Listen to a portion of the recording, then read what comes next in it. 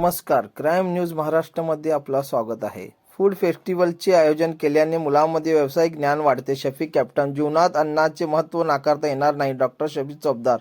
शमा उर्दू शाळेत फूड फेस्टिवलचे आयोजन.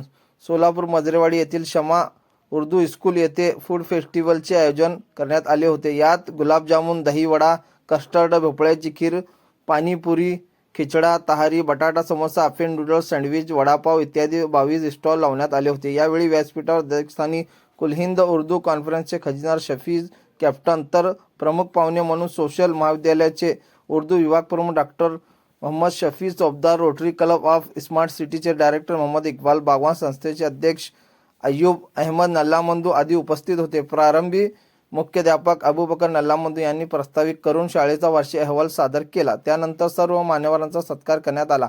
यावेळी डॉक्टर चोपदार म्हणाले की आजच्या काळात चविष्ट पदार्थ खाणाऱ्यांची संख्या दिवसेंदिवस वाढत आहे. त्यामुळे हा फूड फेस्टिवल विद्यार्थ्यांना एक नवीन आयाम देतो.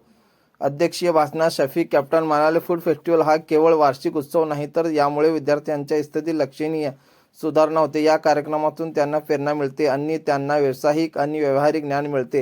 हे फूड फेस्टिवल मुख्याध्यापक अबूबकर नल्लामंदू यांच्या मार्गदर्शनाखाली आयोजित करण्यात आला. तर याला यशस्वी करण्यासाठी शाहीन सदाब, यास्मीन विजापुरे, दिलशाद नल्लामंदू, जुबेदा सय्यद खान, मेराज अल्लोळी, आसिया नल्लामंदू, कौसर शेख, रेश्मा अरब यांनी परिश्रम घेतले. शाहीन सदाब यांनी सूत्रसंचालन केले तर आभार यास्मीन विजापुरे यांनी मानले.